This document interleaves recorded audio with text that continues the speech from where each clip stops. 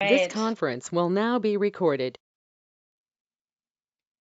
There we go. I think we're good to go whenever you want to start, Shannon. Awesome. Well, Mary is working on sharing her screen that we can't see yet. Thank you, everybody, for jumping on our live Women in Tech event today. Sorry about the date change, and definitely apologize about our link today. We all realized that the room was capped when we couldn't join. So very much appreciate you working with us. We're very, very excited today to have two girls that we've worked really closely with the last few months and have done several conferences very similar to us, and was very excited to have them on, and got to know them better in a call a couple weeks ago, and just really admire what they're doing, you know, in the community and for the community. So our two guest stars today, we have Kim and we have Kerry, both from New View Strategy. And we're very excited for them to join the panel today. We're going to be talking about harassment in the workplace, and we're just excited that everyone was able to join us on this Thursday afternoon. And I'm going to flip it over to our moderator for the day, Mary Thompson. Hello, hello. So excited to have everyone here today, you know, on this really nice, mundane, very low-key topic, right? So should be interesting. As Shannon and I were preparing yesterday, we're like, you know, it's a very important topic, and seem to be kind of finding a little bit of this theme where we push the edge just a little bit, right? Like we like to talk about those things that we don't normally get to talk about, right? And that's what's so fun about this space, is it really is a safe space. So with that, really excited to go ahead and get started. And first, what we're going to do is, you know, Kerry and Kim, why don't you each take some time to just, you know, share a little bit about yourself, your journey, you know, into technology, and just, you know, share with us who you are. Absolutely. Hi, everybody. Thanks to the group for having us. First of all, we're very happy to get a chance to talk with everybody here about some real world issues, right? My journey started, oh gosh, where did I start? I started in accounting, right? I started as an accountant, and I had the opportunity to use the software that we all use together as a controller for about 15 years. So that's where I started, as an end user of the software. And I was very frustrated with my use of the software. There weren't a whole lot of resources out there that were available.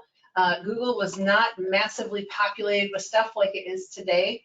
And I found this little user group back in 2008 and talked with lots of other people about my frustrations. And the year after that, I was presenting at their conference and teaching classes about the things that I was frustrated about.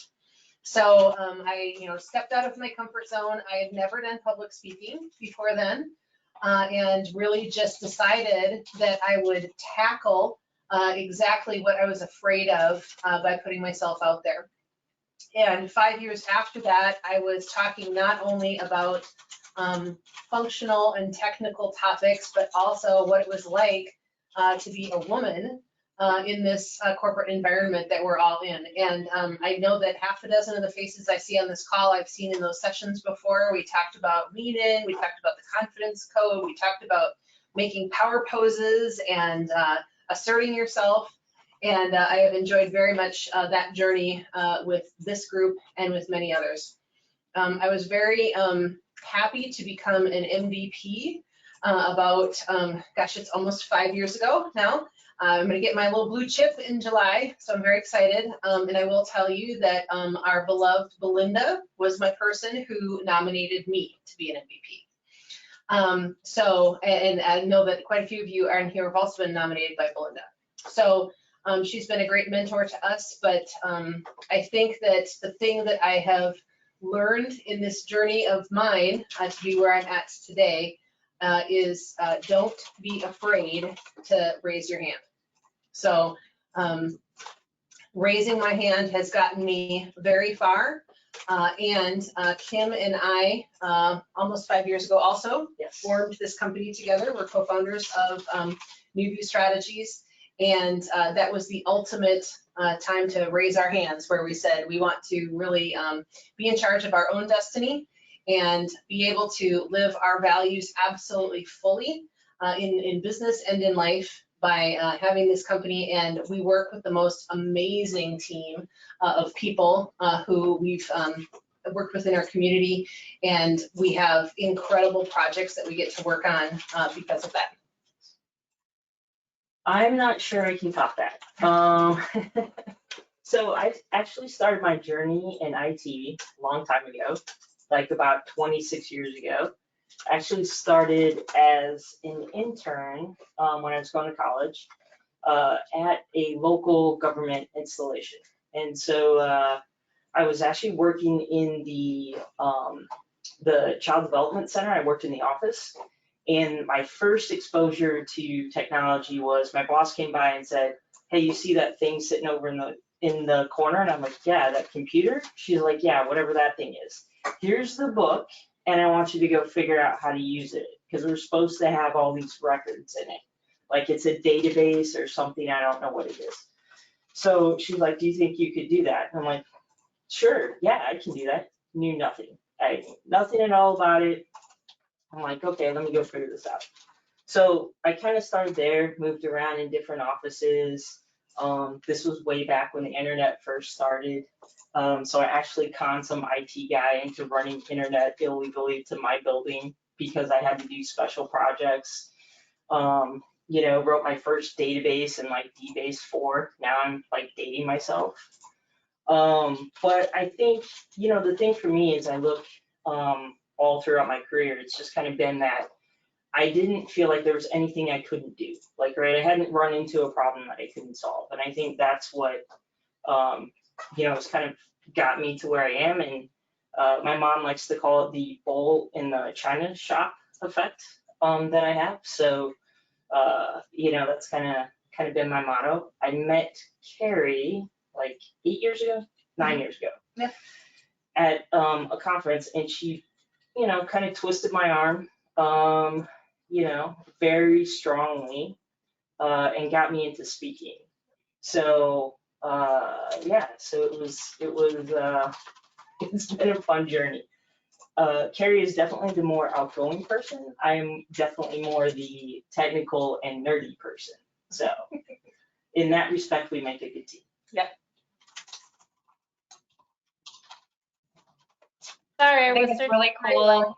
Yeah. I think it's really cool that you guys have started your own business. I know I didn't know you that well. I mean, I've been following you both for a long time and we've been in this space, but I really got to sit down and talk to you a couple weeks ago. And I think it's so cool to have women in this industry and very related to this topic today that are running their own businesses and being successful. I think most people know who New View Strategies is, which says a lot about, the work you guys are doing in the community and conferences. And I just want to say that's really awesome. I think as people are looking to become MVPs or just, really accelerate in the women in tech world, you guys are an inspiration, and I know Kristen has been working on her own business, and Mary, wants to eventually have a side hustle or her, work. And I think, I'm in that position as well. So it's cool to hear your story and see where your girls are. I think that's very impressive. So we're excited to have you. Thank you. We're very excited to be able to identify a gap in the industry that we can fill with our company. But besides that, we get to have some values in our company that we haven't had the benefit of having when we were employed by others. And you guys have, once you get to know me more, at some point we will talk about equal pay and how equal pay is the absolute destination of what the work of feminism is about. I believe very strongly that equal pay is the measuring stick for whether we're making progress in our society toward equal rights in the workplace. And by having our own company, we absolutely control that. So you will not find pay inequity in our company. And that's very important to us because we're putting a stake in the ground and setting an example and showing that it can be done by having that value in place. That's wonderful. That's wonderful. Like you said, New View Strategies, being able to have like your own partnership, was it I know that you said it was raising your hand for something that you didn't know that you could do, but like, why don't you just share us through that journey, right? I know that we've got some really advantageous ladies that have been here in the business, for quite some time. So I would imagine that there's probably at least one person out there that thought, could I do it? Am I capable, right? Like, what does that journey look like? So why don't you share with us just a little bit about what that maybe like looks like, or specifically around that, if you don't mind. Yeah, no problem.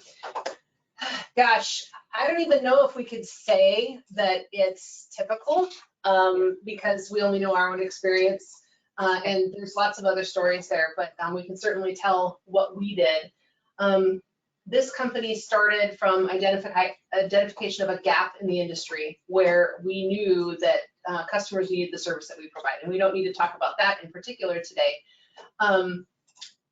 And I would say that even before we got that far, it started with a conversation at a bar at a conference somewhere, probably over a couple of years, right? At a bar, I'm not sure how that happened. Correct. Yeah. I'm sure there were some tequila shots involved. But we talked about how could we solve the problem, right? We were all employed by other companies, and how could we get there? How could we make the difference? And at some point after we had that conversation for a couple of years, I got mad. Yeah. And Yeah. I said, I'm not talking about this anymore unless we're willing to do something about it. So Kim and I made a pact that for 1 year, we were going to alternate going to each other's houses. At that point, I was in Minnesota and she was in Iowa for 1 weekend every month, and we were going to figure it out. We were going to build our business model. We were going to do revenue projections. We were going to figure out what our marketing plan was, and we were going to really work our business plan to decide if it was a viable idea. Both of us were in no position to leave our jobs. We were not in a financial place where we felt that that was a good idea yet. That's a huge barrier for everybody going out on your own, is trying to figure out how you can do that. And we said, if we could get comfortable with the business model to the point where we felt it was viable, then we would launch. And we time boxed it. We said, we're going to spend 1 year on it. If we don't solve it in a year, then we'll go back to working for other people and we'll carry on with our careers, which were both very successful. Yeah. But we Not very fulfilling. not very fulfilling, Yep. right? Yep. And you were over challenged, I was Yes. under challenged, Yes. right? We had different Yes. problems there. And how could we do that differently? So interestingly enough to me, we hit the 9-month mark, which I do not think is coincidental. Yeah, exactly. And we said, we're ready. Yeah. And we even shocked ourselves where we're just like, oh my gosh, how could we be ready early? Mhm. And we said, okay, we're gonna do it. And we launched the business. We bootstrapped it, so we funded it with our own money. We figured out what we needed to do, and it was not a lot of money. We did it on a very small amount. We structured the business so that we had very little overhead. We started completely in the cloud for everything. This was 5 years ago. And we had no overhead. We started with everybody working from home. And we just started selling our services. So, and that's what we've been doing ever since.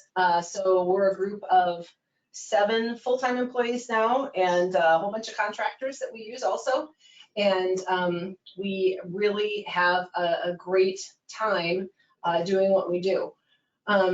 We have, in that 5 years, gotten some other funding, right? So we were able to secure an SBA loan, which was quite a process. And we were able to participate in the payroll protection program, PPP, and get a little bit of help with that. And we continue to work on doing things like building our credit as a company, and making sure that we have appropriate reserves, right? We always want to make sure that we have 6 months of payroll in our bank account at all times, because that way we know that when the famine side of the feast arrives, we can make it through there, because we know that we can sell something in 2 months. So we just have to decide that it's time and move forward with that. So I think that that's probably the kind of logistics of how the business happened. Can you talk a little bit about the values that we've set with our company? Yeah, so I think, the big thing for both of us when we started doing this was we weren't happy, with our values didn't really align with the companies that we were at, right? So, a lot of big companies, they have, they're there to make a profit, and sometimes those other values fall by the wayside. One of the things that we wanted to do is make sure that, like, from the start, we had a good set of core values that we practice, that everybody lives and breathes. And probably one of the biggest ones, and everybody always invokes it the most, is the no bullshit value. It's we're gonna be honest with our clients, with our employees. You're just gonna get no bullshit from us, because that's just who we are. I can say that word on here, right? Yeah. And also just our passion for learning. So our values reflect that community. We want to be of service to the community, the lifelong learning, the no bullshit, and we really wanted to see if we could start a company and we thought about those things first. Like, we didn't get like all the way into this and we're a $10 million company, and then now you start thinking about, how do you get everybody on the same page? How do you get everybody living, breathing, and displaying those core values in everything that they do. Yeah, and one of those values that I like especially is the empowerment of others. And that goes with our team together, but also with our customers. Yeah. So that making sure that they're getting what they need is very important. We use a book to run our company called Traction. It's an EOS system. Gino Woodman. Thank you, I needed to remember that. And we use that for the structure of our company, just to give us a way to be able to just have something that we can go back to regularly, that is already in place and in familiar, that we can structure our conversations around. It helps when we have conflict. Yep. It helps when we're trying to decide what our vision is. We have a 1 year, a 3 year, and a 10-year plan. And we revisit those regularly because of that system that we use. But I don't know, overall, we just love what we do. And the fact that we get to make a difference in the world by having this company in place is incredibly energizing and a big part of why we do it. Yeah, and I would say too, like, I don't know that I could have done this alone. So, if you are thinking about doing this, or seeing if you can do this, if you can find somebody to do this with, it is much easier. Yeah, I mean, we had the ultimate accountability buddy with saying, 1 week in a month for a year, we're going to visit each other and we're going to work on this. So the accountability, I think, made it very much possible. I agree. We're both very motivated individually, but having that commitment to say, put up or shut up, was a big part of it. Yeah, and Kerry's much better at the spreadsheets and the revenue and all that stuff. So there's no way I would have been able to do this by myself. Yeah, but the secret thing that you don't know about Kim is a giant thinker. So I can get to some pretty big thinking, and Kim will say, okay, but what else? What more can we do? How much bigger can we go? How much broader can we think? So she might be a little quiet, but she's got some very high goals and expectations that really help. That's awesome. That's awesome. It's that iron sharpens iron concept, right? And so you're kind of always constantly improving each other.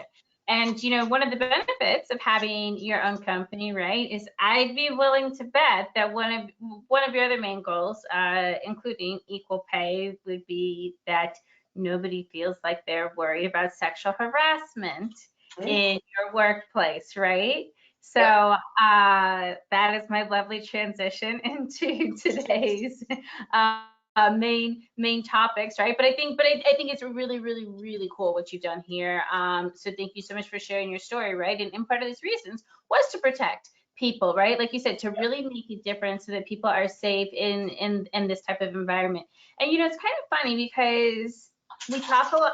I say we talk a lot about it. We don't really get to talk a lot about it, right? Like there's like this big taboo about it. But what's also really interesting is that I think sexual harassment is different to everyone, right? And it's kind of hard to like put a label or a picture or anything like on that because we all have like these different cultures and values and comfort zones, and you know what may be offensive to me isn't offensive to somebody else, right? So I think it's kind of an interesting, you know, perspective to throw in there. And this is a pretty interesting you know, slide here as well, right? So sexual harassment by industry. And interestingly enough, look at what's number one, right? That's alarming. That's why I chose this graph, Mary. I was like, oh wow, that's not good. No, 1% Knew it was evident, Yes. knew it was happening, had no idea that it would be that more prevalent against other industries. Just shocking, right? like where's food and bev? Like, I mean, that's not, Yeah.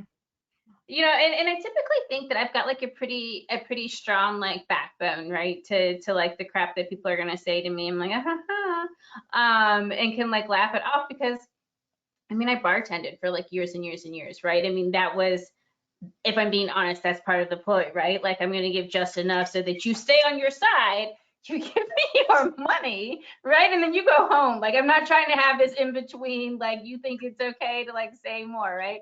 So, but so it created a pretty tough, you know, perspective of that. But that's so interesting to see that IT is number one. So I think that we'll just start things off you know, just really honest. So who wants to tell about their experience being sexually harassed in the IT industry? Shannon, we'll start with Yeah, you, lovely. So I'm going to tell a story that's most recent to me. And I really didn't want the topic to just be sexual harassment, right? Because I was reading about this last night, and harassment can happen in so many different ways. So harassment can be against your race, it can be against your gender, it can be sexual, it can also be just demeaning behavior. And that one has really particularly happened to me in the last year.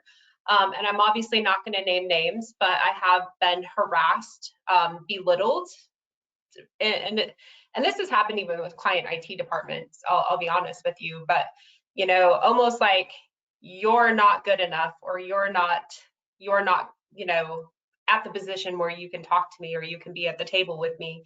That is a form of harassment. And if it happens within your organization or it happens within your clients, it's still harassment. It may not be sexual in nature, but it is a term or a demeanor to make you feel less than what you should be in the workplace, right? And that kind of opened my eyes because I was like, oh my gosh, this has been happening to me for quite a while now, and I'm doing things to change that at this point. But I don't think it's just that sexual harassment, right? And I think that's what everybody's looking for. But to me, it's also just like how, Mary, you and I were talking about this last night, that every culture is also different. Every region of America is different. You know, what was the behavior in the South? They think it's a little bit more okay for guys to talk down to women. It's a man's world. It's, you know, Nashville's a man's town.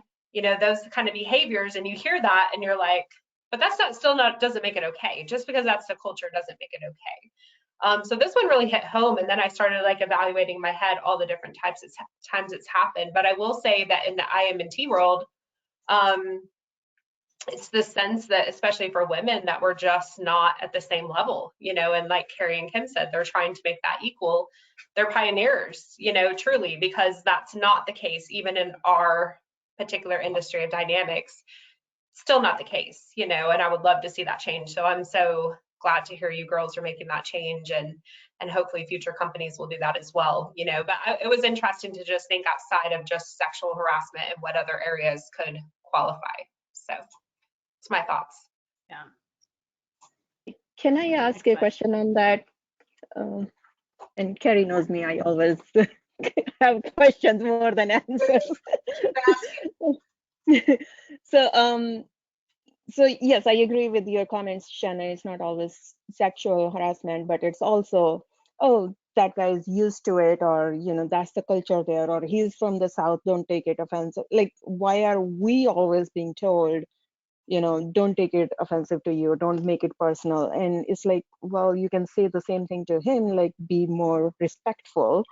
and watch your audience who feels what way. Like, I'm not used to your Southern culture, and my culture is totally different. So maybe, sometimes it's okay, sometimes it's not okay. But when I'm showing you it's not okay, can you stop that behavior? Like, how do you approach to that? Yeah, I think it's really hard. I worked for a boss in my 20s that was very sexual harassment. I mean, that was his personality. And we were kind of told, like, that's just him. That's just how he is. He's just normally flirty, or he's just normally like this. But I was not comfortable with it, and it was very hard. And at that point, I don't feel like I had a backbone, but I eventually got one. And I was just like, that's not okay to say to me. Like, don't say that to me. And this has nothing to do with work, and I've developed relationships with people where it become very personal, but then at one point, like Mary said, it draws a line and you're like, okay, I'm not comfortable with that. Like, we don't talk like that. And like you said, it can be one person at work where everybody's like, oh, don't worry about them. That's just the way they are. And sometimes that's not okay. Sometimes that's not okay. And you're right. I think just stand up for yourself, because I was saying that I have been dealing with this for the last year. I'm finally dealing with it, and saying, I'm not dealing with it anymore. I don't have to deal with it, right? And there's other places to work. And if you feel like that's happening to you at work, then you need to go work for someone like Kerry and Kim that's going to take care of you, because, you don't have to work for those people. That's, and if it's a coworker, then you need to go to HR. And if HR doesn't resolve it, then go somewhere else. Because Yeah. Yeah, Cynthia. Yeah, I just wanted to share that years ago, I was a general manager for a partner, and that person was very, he moved here in his teens from Romania, and he had a very different view of women and men and what their roles were. And he was very difficult to work for. However, when you would get to a point where you could actually say to him, don't talk to me this way, or demonstrate to him that you would not tolerate that, interestingly enough, he would back down. However, if you didn't do that, his behavior didn't change. So I think I wanted to share that in some individuals, I think they do it because they can get away with it. It's a form of bullying. So when they do it, they are putting themselves up and putting you down. And when you stand up to them, sometimes you start softly and you just build up. And if you can see that someone has won the battle over them, that tells you so can somebody else. And I think sometimes we have to all get a backbone enough, right? See that somebody else could and say, hey, I can do that too. And we can actually help stop some of this in this kind of one-on-one approach by just standing up. Now, I had an administrative assistant that worked for me, and she was a very strong personality type, and he never attempted any derogatory commentary or anything to her. However, he had a woman who'd been working with him for 20 some years, and he would make comments like, let me see all your hair because I really think you are blonde. Like those kinds of comments. And of course, even if I would say something, he'd stop for a little while, but because she didn't say anything, he would continue to harass her. And it was just uncalled for. And of course, I left there. But it just goes to show you that there is power in numbers. It's not just the me too, but it's how each one of us individually reacts to that person. Now, when we fear for our jobs, of course, that's a different situation, right? But maybe there's group in numbers, or, power in numbers. Well, and I think that that's why things start to get really interesting, right? And hard when we start to talk about these things, because then you have like your job and stuff on the line too, right? And I was working for a partner, and I was sharing, we had a new direct hire. This person was going to be over me. I was sharing conversations about like plans and thoughts, right? Like I'm really excited because somebody's listening to like my business thoughts, right? Like they think I'm smart. They're valuing what I'm saying, right? And so I'm so excited. And like these conversations like just keep continuing. And then suddenly I realize I don't think I really realized until it was too late that their perspective on the conversation that we were having was not the conversation that I was having, right? And like they're taking it like, oh, this person's talking to me, therefore they want all of me right now. And which is, I'm like, no, like I never even indicated to you that, you know what I mean? Like I'm not even that type of person. Like I don't act like that, you know what I mean, in that type of environment.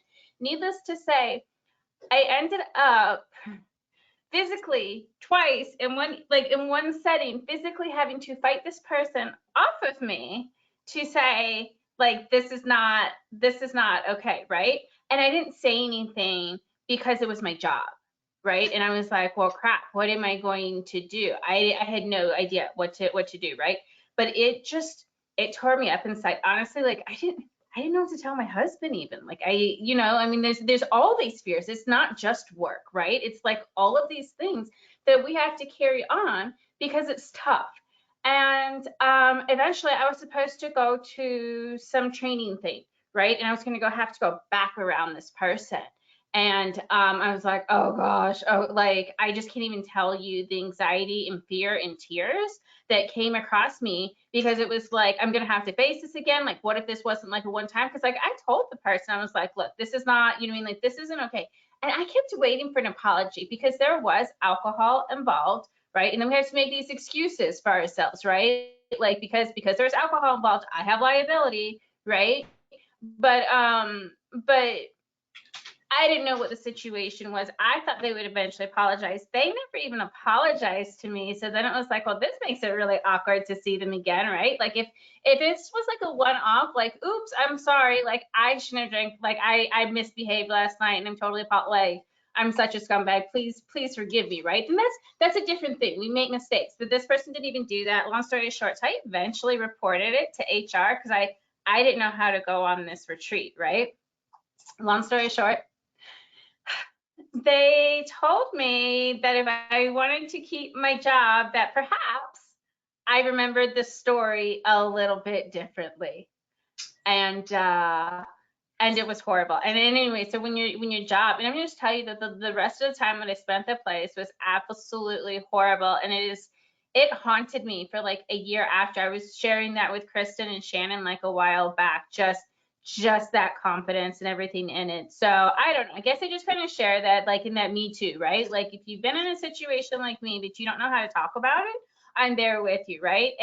And looking back, I would never, ever, I don't think I could ever report it again. It was the most awful experience to try to say, hey, this is not right. Like, because then it was like, you're not even worthy of being a person to qualify that somebody did something wrong to you. Do you know what I mean? And so then that knocked me down. So anyway, so I just say that, like, if you've been in that position, I get it, right? So I don't know. That's my long story. I'll hush, let somebody else share. Kristen, what do you got? I know you've got some fun ones. Oh, I got some fun ones, but I'm looking at Kerry and Kim here and I see them shaking their heads, and I want to hear your guys' stories. I've shared mine on some other podcasts that I've been invited to, so I'll just kind of bow out here for a second and let you guys share maybe some of yours. Oh, wow. I mean, I just, it's kind of crazy. So I'll just tell my age for real. Like I'm 49 years old. I've been in IT since I was like 23. So definitely in my 20s, I was a lot skinnier, the only woman in the room. And I took my fair ration of crap. But I think I mean, Mary, I can't imagine what that would be like if, that's just crazy to have to do that. And it's for that to still be happening is kind of insane. But I think I was lucky that I have an attitude, I have a face. So people like didn't necessarily try anything physical with me, I spent a lot of time in IT, a lot of time in the warehouse. So there was all the comments behind my back while I walked by, or one time I walked into the break room and there was two guys speaking Spanish, and they didn't realize that I understood Spanish. I don't speak it that well. But yeah, they were commenting on how my butt looked. And I'm like, yes, I think I have a nice butt too. and said that in Spanish and walked out. I had a CIO who got drunk one night and made some pretty inappropriate jokes about me at a table with a lot of my coworkers. And he apologized to everybody that was at that table the next day, except for me. So, you know, it's kind of crazy what people think they can get away with. He also avoided me for about a month, so, because I think he knew, you know, I was not happy. But yeah, I mean, it was a lot of that, you know, in my 20s, my 30s. Now I would say I get more kind of like Shannon, you know, you walk into the room and they kind of don't think you know about IT, or they think you don't know about the warehouse. Like, how could you possibly understand what happens in this warehouse? And then, you know, I kind of just plow ahead and start talking. And then, you know, if I can get a half an hour of them actually listening to me, then that goes away, you know? But it's kind of frustrating that you still have to, you know, prove yourself in a half an hour. 100%. Yeah. Yeah, and I see it more in IT than Yeah. anywhere else, especially being a girl. It's just like, that should never, and I will say, at one point I did do this to another female that got on that was a CIO, and I think it's a mental thing.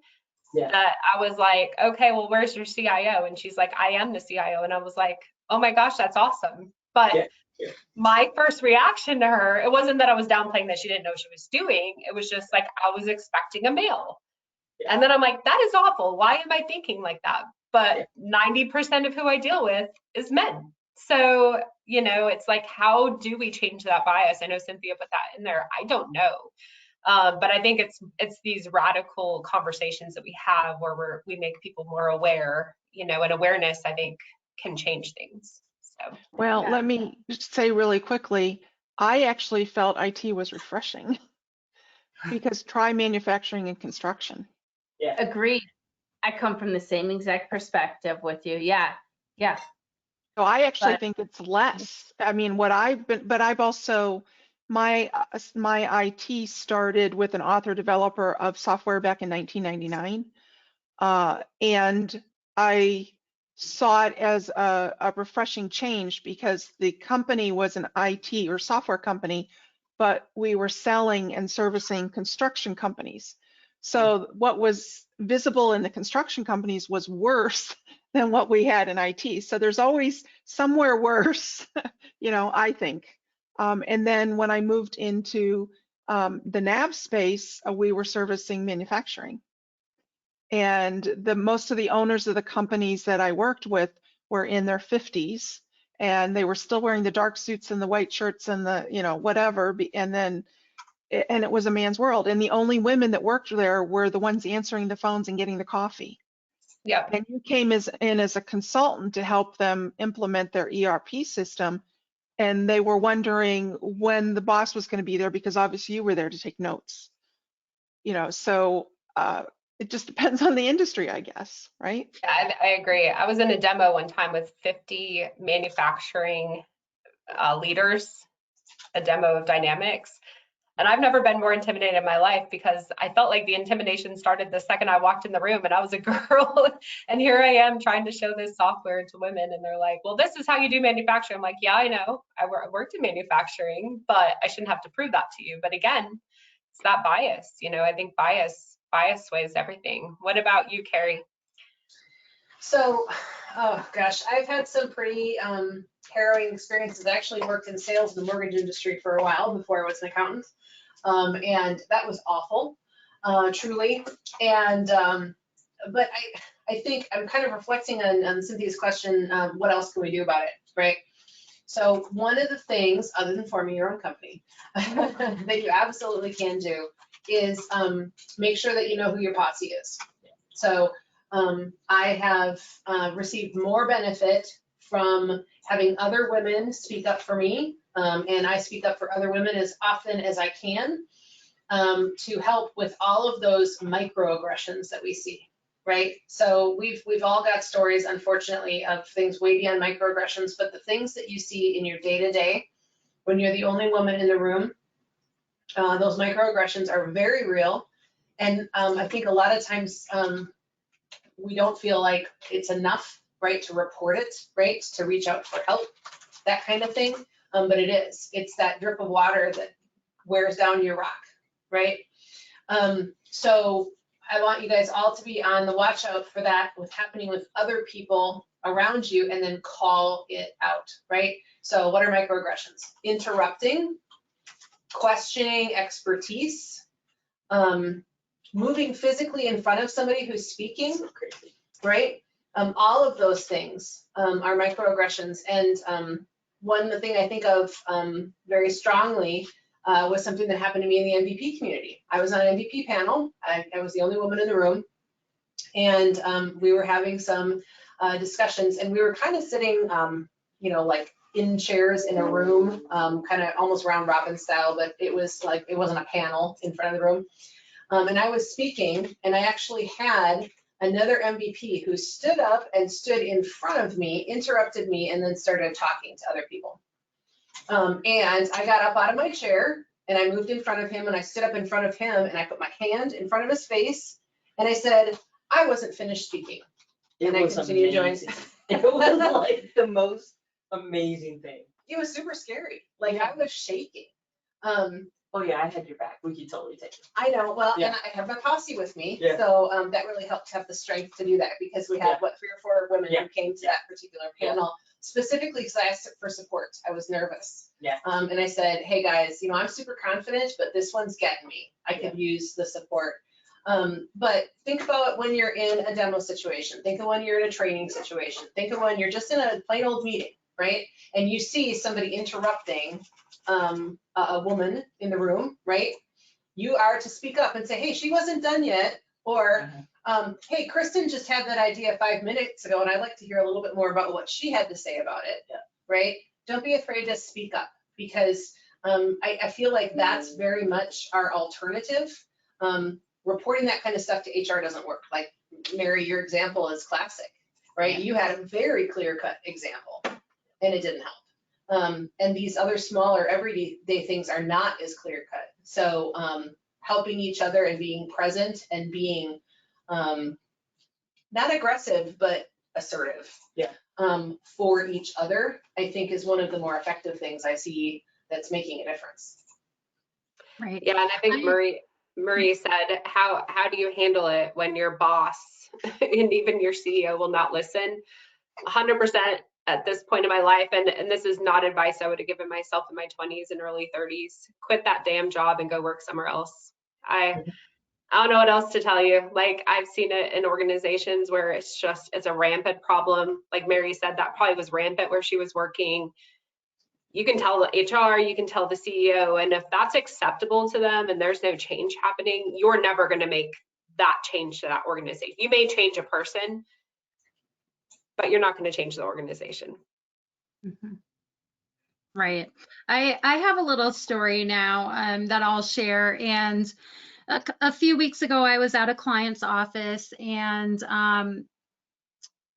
I was really confused by what was happening in the office, because you had a C-level, and then you had an accounting manager, kind of being flirty towards each other in the office. And then we went out to dinner that night, and there was a group of us from the office, and they were ordering together and sharing off of each other's plates. And I was so confused. I was like, are they married? Are they dating? Like, I just could not even, grasp it at the time. And they were not married. They were not dating. She left, got in the car with her husband that came and picked her up. But I was so weirded out by it, right? And then that's one part to my story. The second part is I was just on site this week with another client, and I was in the restaurant in the morning, and I overheard a conversation of someone. It wasn't my client, it was just someone else in the restaurant.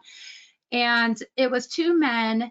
And the one gentleman was clearly older than the other one, but the older gentleman was giving advice to the younger guy. And he was saying, I put you in this position. I trust you. I want you to pick people who you work well with. I want you to, tell them we don't want the banter in the office. We want it to be very professional and different things like that, right? And kind of where I'm going with this story here is that it starts up here, right? If you have a good leadership team that is leading by example and they are not acting like this, and they don't tolerate it, then it's just going to start flowing down through the rest of the organization, right? Yeah, absolutely. And it kind of goes from that lead by example, right? I think, Kerry and Kim, you guys were sharing on that. And I think it's such a critical element that's entwined with that, and very much on a different side. Again, my posse, in case you haven't been able to tell, my posse very much includes Shannon and Kristen, right? So we'll have like these days, and sometimes we're just like, this sucks, right? So yesterday I had one of those moments, and I was like sharing it with them. But additionally, I had shared it with two of my bosses. Basically, I had like some bigwig, and he anytime I was telling him that his answer wasn't okay, like he was like, yeah, you're gonna do twice the work for half the money. And I'm like, yeah, no, we're not. Sorry. And so then he was like, okay, maybe we need to get somebody else involved that knows what they're talking about. And I'm like, okay, you're lucky we're not in person. And so finally, I kind of said back, I do know what I'm talking about, and then I finally synced up with my two bosses, and it was so refreshing because one of my bosses was like, but so he's like, I've sat on both sides, where one people are like, hey, can you get your boss involved? And he was like, and then on the other side where people like, I'm the boss, and I look at these people and they're like, are you stupid? You don't think I'm going to, like, I'm not going to tell you anything different than this person just told me. And he was like, do I need to have a conversation with them? Like, do you want me, like, how do you want me to get involved? Like, how can I help, And I was like, I'm good right now. Maybe if you get an opportunity, maybe if there's like this open conversation where you can like boost me up, right? Without him like knowing I'm like coming to cry and complain, then that would be awesome, right? But I think that's kind of one of those, how do we change the situation, right? I think sometimes you just have to continue being vulnerable, and it sucks because when you're like being in that like harassed situation, like you're already vulnerable, right? And like not in a way that you want to be, you're kind of exposed, you're not really feeling confident. But if you kind of share that with your posse, with the key people, then maybe they can help your allies too. So I agree. Get yourself, I think someone else, Cynthia said, get your girl group. Get your group that you can vent to and run ideas off of and not go home crying at night by yourself. It's always good. Or screaming, whatever the case may be. Well, girls, I think we are actually at time. And I know we're all very, very busy in this consulting IT world. We're so glad to have everyone join today. Sorry about the technical delays. Thank you so much to Kerry and Kim for joining us, sharing your story. I'm sure we'll have you back, and can't wait to see you all in person at some conference in the future. So Thank you all. It was thanks, great. everyone. Have a great great session.